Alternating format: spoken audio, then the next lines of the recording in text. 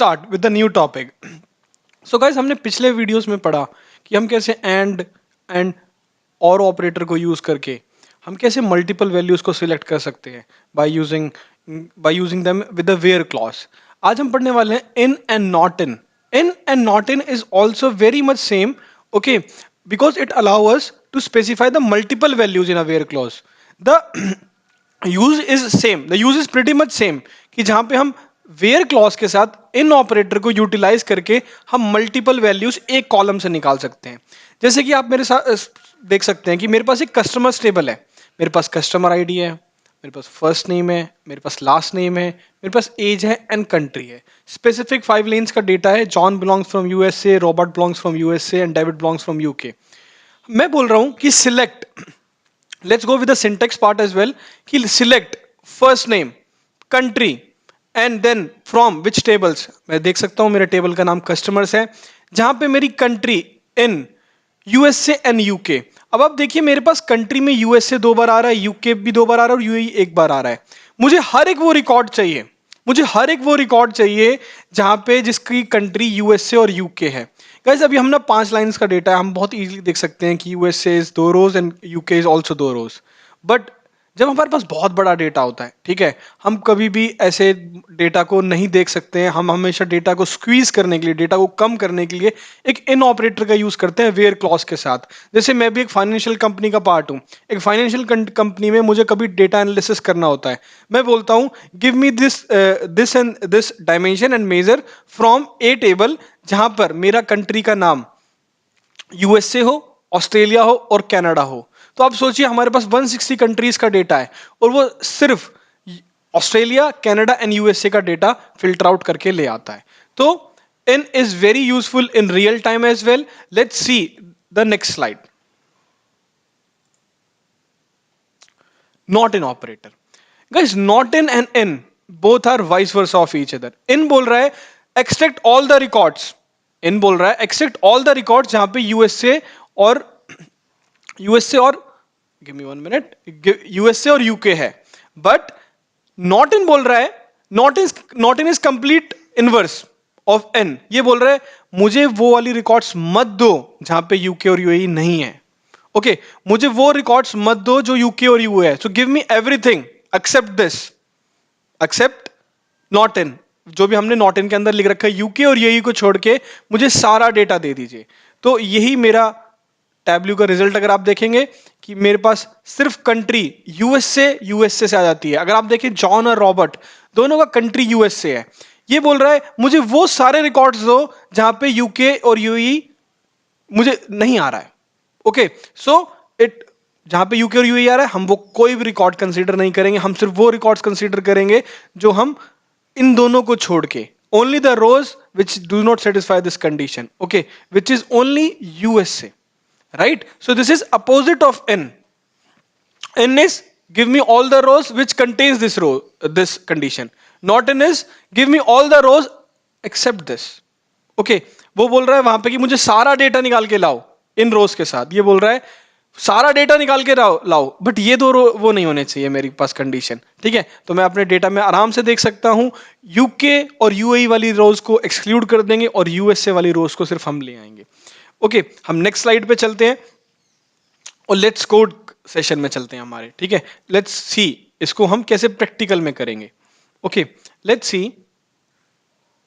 Okay, let's say मैं आपके manager आपको बोलते हैं कि सर आप जाएं और ऑर्डर्स टेबल में से ये कॉलम को एक्सट्रैक्ट करें.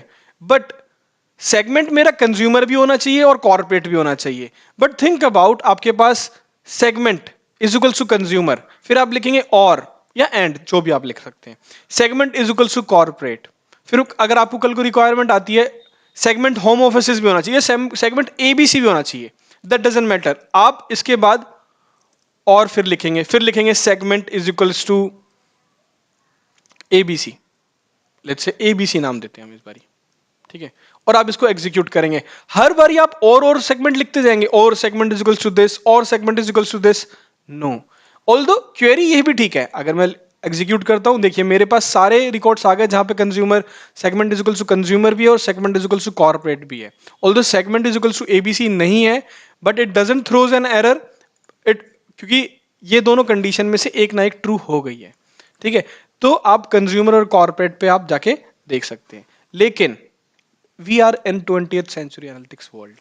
This is not the smart way to do or to give a solution, right? ये एक स्मार्ट तरीका नहीं है। Let's write a smart query. हम स्मार्ट क्वेरी कैसे लिख सकते हैं?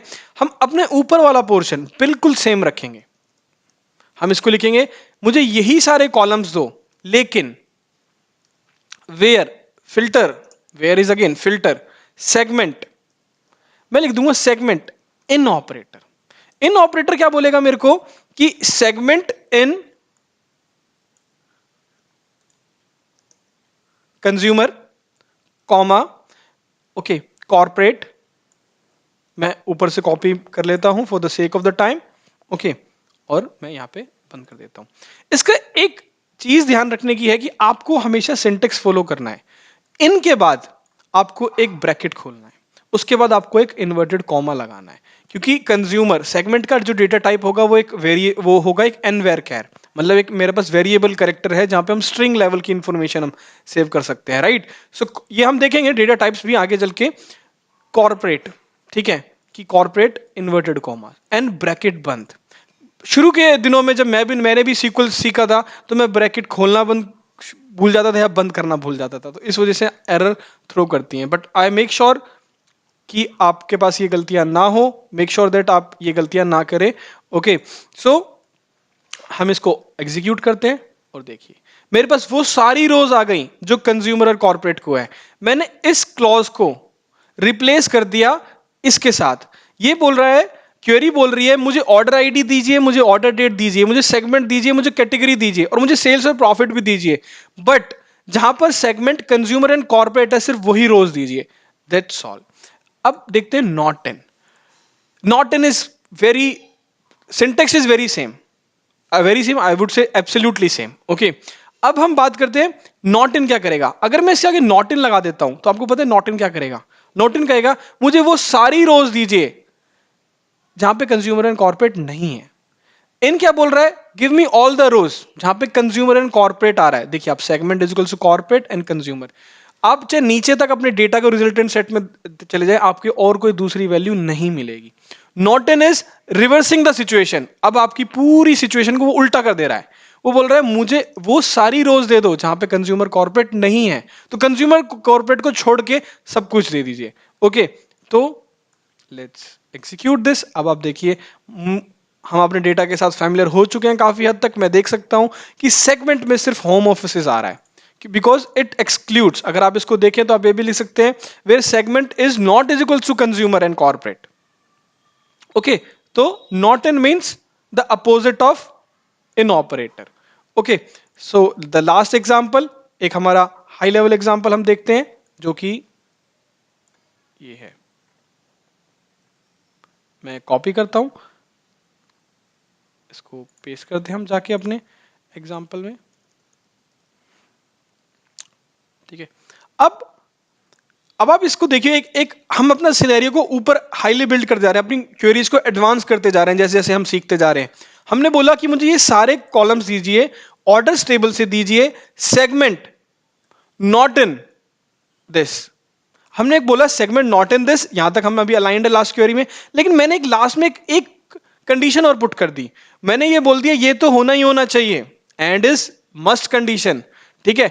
लेकिन मुझे वो भी रोज दो जहां पे सेल्स जो है in particular order ID order date की 1000 से ग्रेटर देन है। अभी देखिए 7.7, 35.7, सॉरी 280, 68, 68, जो हमारा सेल्स कॉलम है इसमें बहुत सारी रोज हैं जो 1000 से नीचे हैं। अब मैं इसको एग्जीक्यूट करता हूं। एग्जीक्यूट करते ही देयर इज नो रोज, ये कंडीशन भी सेटिस्फाई हो रही है और ये कंडीशन भी अब सेटिस्फाई हो रही है। ये बोल रही है कि मुझे होम ऑफिस का डेटा दो, which is segment not is equal to consumer and corporate is home office. Home office का डेटा दो और वो भी डेटा दो जो सेल्स 1000 से बड़ी है। तो देखिए आपके पास कोई भी रोज नहीं होगी जो सेल्स 1000 से बड़ी है, and so on you can write. And profit मैं बोल देता हूं इज ग्रेटर देन 50। एक ठीक है, देखिए मेरा डेटा सेट और छोटा हो गया। अभी मेरे पास 76 रोज आई हैं टोटल, जो इन दोनों कंडीशंस को सेटिस्फाई करती हैं, जिसके लिए, जो इन तीनों कंडीशन के लिए सेटिस्फाई करती है, जिसके लिए सेल्स भी 1000 से ऊपर है, प्रॉफिट भी 50 से ऊपर है, और जो सेगमेंट में कंज्यूमर और कॉर्पोरेट इन्वॉल्व नहीं करता है। तो मेरे पास तीनों कंडीशन सेटिस्फाई हो रही है, एंड आप एंड करके आप कितना भी लिख सकते हो। इन और नॉट इन की सबसे बड़ी खूबसूरती यही है कि अगर आपको कल को कोई नहीं चाहिए, कल को कोई एक्सक्लूड करना है, या कल को कोई एक कंडीशन अप्लाई करनी है, लेट्स से मैं आपको, कल आपके बॉस बोलते हैं, आपको सीनियर्स बोलते हैं कि यार मुझे कंज्यूमर, कॉर्पोरेट और लेट्स से एबीसी का डेटा भी नहीं चाहिए, तो आप एक कॉमा लगाते हैं, सिंपल आप एक कॉमा लगाएंगे और आप लिखेंगे कि I do not want ABC in this data set as well, see things are sorted for me. अब एबीसी का डेटा भी आप नहीं देख पाएंगे, लेकिन मैं बोलता हूं कि मेरे को कॉर्पोरेट का इस टाइम नेक्स्ट एनालिसिस में मुझे सिर्फ कंज्यूमर के लिए ये कंडीशन सेटिस्फाई नहीं करवानी कि मुझे वो रोज नहीं चाहिए जहां पे कंज्यूमर है, ठीक है। तो मैं कंज्यूमर डालते हैं, देखिए अब मेरा कॉर्पोरेट भी आ गया, होम ऑफिस भी आ गया, मेरी सेल्स भी 1000 से ऊपर है, और मेरी प्रॉफिट भी 50 से ऊपर है। So in this way you can use in, not in, okay. And this is it for the in and not in class. Thank you.